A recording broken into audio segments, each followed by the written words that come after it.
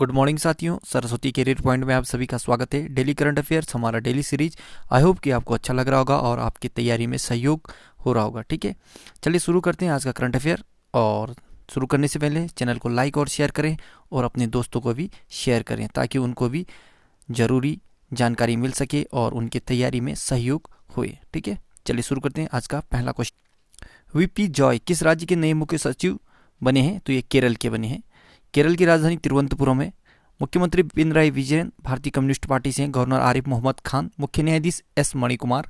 लोकसभा 20, राज्यसभा 9, विधानसभा के 140 सीटें। राजकीय पशु हाथी, राजकीय पक्षी हार्नबिल, राजकीय वृक्ष नारियल है। 2 पड़ोसी राज्य हैं, तमिलनाडु और कर्नाटक। अन्य राज्यों के मुख्य सचिव देखें तो तमिलनाडु के नए मुख्य सचिव हैं राजीव रंजन, आंध्र प्रदेश के आदित्यनाथ दास, उड़ीसा के सुरेश चंद्र महापात्रा, उत्तराखंड के नए मुख्य सचिव हैं ओम प्रकाश और कर्नाटक के मुख्य सचिव हैं पी रवि कुमार। संयुक्त राष्ट्र ने किसे फिर से जलवायु दूत नियुक्त किया है? तो माइकल ब्लूमबर्ग को। संयुक्त राष्ट्र ने कहा कि ग्लोबल वार्मिंग से निपटने में सरकारों और कारोबारों को शामिल करने के लिए अमेरिकी अरबपति माइकल ब्लूमबर्ग को फिर से विशेष दूत नियुक्त किया है। जलवायु परिवर्तन के मुद्दों पर लंबे समय तक अभियान चलाने वाले ब्लूमबर्ग को इस पद पर पहली बार 2018 में नियुक्त किया था। यूएनओ से संबंधित प्रश्न देखें तो संयुक्त राष्ट्र संघ यानी यूएनओ के पहले महासचिव थे ट्रिगवेली, ये नॉर्वे के थे। संयुक्त राष्ट्र संघ के वर्तमान महासचिव है 2021 में अभी तो एंटोनियो गुतेरेस, ये पुर्तगाल के हैं। संयुक्त राष्ट्र संघ की स्थापना 24 अक्टूबर 1945 को हुई थी। संयुक्त राष्ट्र संघ ये न्यूयॉर्क में इसका मुख्यालय स्थित है। संयुक्त राष्ट्र संघ का सदस्य भारत 1945 में बना था। संयुक्त राष्ट्र संघ के वर्तमान सदस्यों की संख्या है 193 देश और दक्षिणी सूडान था अंतिम देश है जो संयुक्त राष्ट्र संघ का सदस्य बना था। ठीक है, संयुक्त राष्ट्र संघ में हिंदी में भाषण देने वाले प्रथम भारतीय अटल बिहारी वाजपेयी थे। और संयुक्त राष्ट्र संघ या संयुक्त राष्ट्र दिवस हर साल 24 अक्टूबर को मनाया जाता है। 7 फरवरी को नंदा देवी ग्लेशियर टूटने से किस राज्य में प्रलय आया? तो ये उत्तराखंड में। नंदा देवी पर्वत उत्तराखंड राज्य में स्थित है। भारत के पर्वत और पहाड़ियों के बारे में देखें तो भारत का सबसे नवीन पर्वत शिवालिक है। भारत के पीओके में स्थित सबसे ऊंची चोटी K2 यानी गॉडविन ऑस्टिन है। भारत का सर्वोच्च शिखर कंचनजंगा है, ये सिक्किम में है। विश्व का सबसे ऊंचे पर्वत है जो ये है माउंट एवरेस्ट, नेपाल में। 8848.86 मीटर इसकी ऊंचाई है, ये नया मापन है। ठीक है, भारत के पश्चिमी घाट को सह्याद्री के नाम से जाना जाता है। गारो, खासी और जयंतिया पहाड़ी मेघालय राज्य में स्थित है। अंडमान निकोबार की सबसे ऊंची चोटी का नाम है सैडल पीक। सबसे प्राचीन पर्वत श्रृंखला है अरावली जो राजस्थान राज्य में स्थित है। गुरु शिखर राजस्थान में सबसे ऊंची चोटी है। ठीक है, अरावली श्रेणी का है। पीर पंजाल श्रेणी ये जम्मू कश्मीर में स्थित है। किस राज्य की सरकार ने भोग योजना को शुरू किया है? तो ये उत्तर प्रदेश की सरकार ने। उत्तर प्रदेश सरकार ने FSSAI की ओर से धार्मिक जगहों पर बांटने वाले प्रसाद या लंगर की स्वच्छता के साथ पौष्टिकता सुनिश्चितता करने के लिए भोग योजना शुरू किया है। प्रसाद पर खाद्य सुरक्षा विभाग की पैनी नजर रहेगी। इस नई योजना भोग के तहत मंदिर, गुरुद्वारा, लंगरों की गुणवत्ता को सुनिश्चित किया जाएगा। ठीक है, तो ये FSSAI ये food safety security authority of India, ये भारत में जो भी हमारे खाद्य पदार्थ हैं उनके मानक तैयार करता है। अन्य महत्वपूर्ण योजना देखें तो घाट पेयजल योजना उत्तराखंड की है। मुख्यमंत्री माटी कला रोजगार योजना उत्तर प्रदेश की है। किसान फसल राहत योजना झारखंड सरकार की है। एक जिला एक शिल्प अभियान मध्य प्रदेश सरकार की है। विश्वकर्मा श्रम सम्मान योजना ये उत्तर प्रदेश सरकार की है। आकाशवाणी संगीत सम्मेलन अब किस नाम से जाना जाएगा? तो ये भारत रत्न पंडित भीमसेन जोशी संगीत सम्मेलन के नाम से जाना जाएगा, आकाशवाणी संगीत सम्मेलन। सूचना और प्रसारण मंत्री प्रकाश जावड़ेकर ने घोषणा की कि आकाशवाणी संगीत सम्मेलन को अब पंडित भीमसेन जोशी संगीत सम्मेलन नाम से जाना जाएगा। श्री प्रकाश जावड़ेकर ने पुणे में भारत रत्न पंडित भीमसेन जोशी के नाम शताब्दी समारोह के अवसर पर आयोजित संगीत कार्यक्रम अभिवादन के उद्घाटन समारोह में इसकी घोषणा की है। अन्य बदले हुए नाम देखें तो हिमाचल प्रदेश में रोहतांग सुरंग का नाम बदलकर अटल सुरंग कर दिया है। रेलवे ने RPF का नाम बदलकर RPFS रेलवे सुरक्षा बल सेवा कर दिया है। मानव संसाधन विकास मंत्रालय यानी MHRD मंत्रालय ने अपना नाम बदलकर शिक्षा मंत्रालय कर लिया। विश्व के सबसे बड़े स्टेडियम मोटेरा स्टेडियम का नाम बदलकर सरदार वल्लभ भाई पटेल स्टेडियम कर दिया, ये गुजरात में है। प्रगति मैदान मेट्रो स्टेशन का नाम बदलकर सुप्रीम कोर्ट मेट्रो स्टेशन कर दिया है। भारतीय सेना ने कहाँ देश के सबसे ऊंचे झंडे की आधारशिला रखी? तो ये गुलमर्ग में, ठीक है। भारतीय सेना ने जम्मू कश्मीर के गुलमर्ग में देश के सबसे ऊंचे झंडे की आधारशिला रखी, जिसकी ऊंचाई 100 फीट है। भारतीय थल सेना 1 अप्रैल 1895 में स्थापना हुआ था। नई दिल्ली में मुख्यालय है। जनरल मनोज मुकुंद नरवणे थल सेना के अध्यक्ष हैं। भारत में अन्य ऊंचा क्षेत्र को जाने तो भारत का सबसे ऊंची मूर्ति स्टेचू ऑफ यूनिटी का है। ये सरदार वल्लभ भाई पटेल का गुजरात के नर्मदा नदी के तट पर है, केवड़िया जिले में, ठीक है। भारत का सबसे ऊंचा बांध टिहरी बांध, जो 261.5 मीटर ऊंची है, और माफ कीजिए 261.5 मीटर, ठीक है। कहने का मतलब 1.5 मीटर, ठीक है। भारत का सबसे ऊंचा दर्रा कराकोरम दर्रा है। ये आपका कराकोरम दर्रा पड़ता है जम्मू कश्मीर में, लद्दाख में।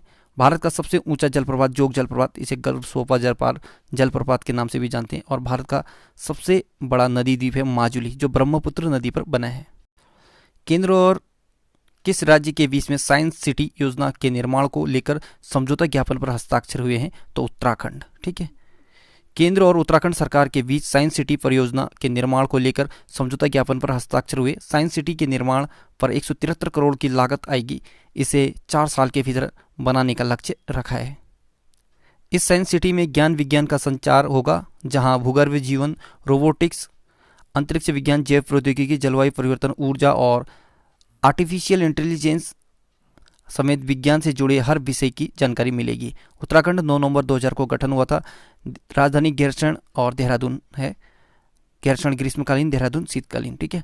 मुख्यमंत्री त्रिवेंद्र सिंह रावत और गवर्नर है बेबी रानी मौर्य। मुख्य न्यायाधीश है रावेंद्र सिंह चौहान। 2 पड़ोसी राज्य हैं हिमाचल प्रदेश और उत्तर प्रदेश। हरियाणा जल सीमा से लगता है, ठीक है। 2 पड़ोसी देश हैं तिब्बत, चीन और नेपाल। लोकसभा के 5, राज्यसभा के 3 और विधानसभा के 71 सीटें, जिसमें से 17 निर्वाचित होते हैं, 1 मनोनीत होता है। उत्तराखंड की प्रमुख झील देखें तो नैनीताल झील, डोडीताल झील, भीमताल झील, सातताल झील, राकसताल झील, मालाताल झील, देवताल झील, खुरपाताल झील, झिलमिल ताल झील, द्रोण सागर झील, गिरिताल झील, श्यामलाताल झील, रूपकुंड झील और सत्तालेय झील और नकुचिया झील, गौरीकुंड झील, नंदीकुंड झील, खुरपाताल झील, ये सभी उत्तराखंड की झील हैं। जिम कॉर्बेट नेशनल पार्क या हेली नेशनल पार्क, ये भारत का सबसे पुराना राष्ट्रीय उद्यान है, जिसकी स्थापना 1936 में हुई थी। यह भी उत्तराखंड में स्थित है। नंदा देवी राष्ट्रीय उद्यान, गंगोत्री राष्ट्रीय उद्यान, फूलों की घाटी राष्ट्रीय उद्यान, राजाजी राष्ट्रीय उद्यान, गोविंद पशु विहार राष्ट्रीय उद्यान, ये सभी उत्तराखंड में स्थित हैं। भारत का सबसे ऊंचा बांध टिहरी बांध, ये भागीरथी नदी पर बना है उत्तराखंड में। उत्तराखंड स्थित गंगोत्री, यहाँ से गंगा नदी निकलती है और यमुनोत्री से यमुना नदी निकलती है। नंदा देवी पर्वत, ये उत्तराखंड की सबसे ऊंची पर्वत और भारत की तीसरी सबसे ऊंची पर्वत है। चिपको आंदोलन, जो कि पेड़ों को काटने से बचाने के लिए किया गया था, यह आंदोलन भी उत्तराखंड राज्य से ही शुरू हुआ था। किस बैंक ने जापान के सबसे बड़े बैंक MUFG बैंक के समझौते किया? तो इससे समझौता करने वाला ICICI बैंक है, ठीक है। दोनों बैंकों ने भारत में मौजूद जापानी कॉरपोरेट की बैंकिंग आवश्यकताओं की पूर्ति के लिए समझौता ज्ञापन पर हस्ताक्षर किए हैं। यह समझौता व्यापार, निवेश, ट्रेजरी, कॉरपोरेट और रिटेल बैंकिंग सहित विभिन्न क्षेत्रों में 2 बैंकों के बीच साझेदारी का एक ढांचा स्थापित करेगा। MUFG बैंक लिमिटेड, ये 1 जनवरी 2006 को स्थापना हुआ था। टोक्यो जापान में मुख्यालय है। केट्सुनोरी नागायासु इसके अध्यक्ष हैं। ICICI बैंक 5 जनवरी 1994 को स्थापना हुआ था। मुंबई महाराष्ट्र में मुख्यालय है। गिरीश चंद्र चतुर्वेदी अध्यक्ष हैं। Sandeep Bakshi MD and CEO हैं और इसका टैगलाइन है, हम है ना ख्याल आपका। कौन सा देश 2021 में होने वाले विश्व सतत विकास शिखर सम्मेलन की मेजबानी करेगा? तो ये भारत करेगा, ठीक।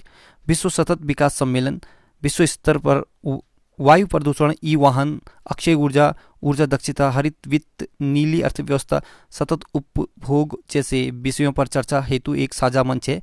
यह सभी के लिए समावेशी एवं समान रूप से सतत विकास लक्ष्यों को पूरा करने पर केंद्रित है। अन्य शिखर सम्मेलन देखें तो ब्रिक्स शिखर सम्मेलन 2020 की अध्यक्षता रूस ने की है। 36वां आसियान शिखर सम्मेलन 2020 वियतनाम में आयोजित किया गया है। एशिया प्रशांत आर्थिक सहयोग एपेक शिखर सम्मेलन 2020 की मेज़बानी मलेशिया ने की है। 2021 में होने वाली 47वीं G7 समिट की मेज़बानी UK यानी यूनाइटेड किंगडम, ठीक, यानी ब्रिटेन भी कह सकते इसे, ये करेगा। ग्लोबल वैक्सीन समिट 2020 की मेज़बानी ब्रिटेन देश करेगा। भारत के पहले जियोथर्मल फील्ड डेवलपमेंट प्रोजेक्ट या भूतापीय क्षेत्र विकास परियोजना की स्थापना कहाँ की जाएगी? तो ये लेह में की जाएगी।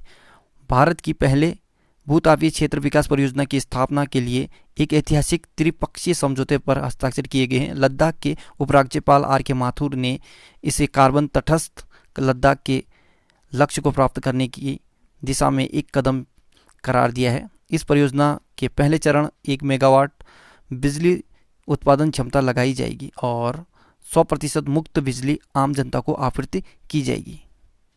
भूतापीय ऊर्जा क्या होती है? भूतापीय ऊर्जा जियोथर्मल एनर्जी, ड्रिलिंग, पानी या भाप कुओं द्वारा पृथ्वी से गर्मी निकालने और एक हीट एक्सचेंजर के माध्यम से बिजली में परिवर्तित करके इस्तेमाल किया जा सकता है। भूतापीय ऊर्जा की उत्पत्ति मुख्यतः पृथ्वी में सर्वत्र समाये यूरेनियम, थोरियम और पोटेशियम आइसोटोप के विकिरण और पृथ्वी की कोर में भरे तरल पदार्थ मैग्मा की उपस्थिति से होती है। यह भूगर्भीय ऊष्मा पृथ्वी के भीतर गतिशील जल द्वारा भूसतह तक पहुंचती है। जिस स्थान पर ताप स्रोत भूसतह के निकट होती है वहां का भूजल गर्म होकर तप्त जल भंडार का रूप लेता है। इनसे प्राप्त गर्म जल और भाप का उपयोग ऊर्जा उत्पादन में किया जा सकता है। भूतापीय ऊर्जा संयंत्र प्रदूषक गैस या द्रव का उत्सर्जन बिल्कुल नगण्य मात्रा में करते हैं। भारत में पहला प्रोग्राम, गुजरात में पहली सी प्लेन सेवा शुरू की है। पश्चिम बंगाल में भारत का पहला टाइगर पार्क बनेगा। कर्नाटक में भारत का पहला चंदन संग्रहालय खोला गया है और उत्तराखंड में भारत का पहला मास गार्डन बनाया जा रहा है। ये आपका नैनीताल क्षेत्र में है। पिथौरागढ़ उत्तराखंड में भारत का पहला कॉक पार्क खोला गया है। The India way strategies for an uncertain world पुस्तक लॉन्च हुई है। यह पुस्तक किसने लिखा है? तो ये सुब्रमण्यम जयशंकर ने लिखा है। अन्य पुस्तकों के बारे और लेखकों के बारे में जानिए तो invincible a tribute to Manohar Parrikar, ये तरुण विजय ने लिखा है। Hop on my adventures on boats, trains and planes, ये रस्किन बॉन्ड द्वारा लिखी गई किताब है। लेजेसी ऑफ लर्निंग, ये सविता छावड़ा द्वारा लिखी गई किताब है। द इका बुक, ये जेके रोलिंग की किताब है। और माई लाइफ माई मिशन, ये बाबा रामदेव की किताब है। तो साथियों, आज का करंट अफेयर यहीं पे समाप्त होता है। जाते जाते एक खबर, भारतीय रेल की प्रथम महिला ड्राइवर सुरेखा शंकर यादव है। ठीक है, so good luck, have a nice day. आपका दिन शुभ हो, पढ़ते रहिए, मेहनत करते रहिए, सफलता जरूर मिलेगी।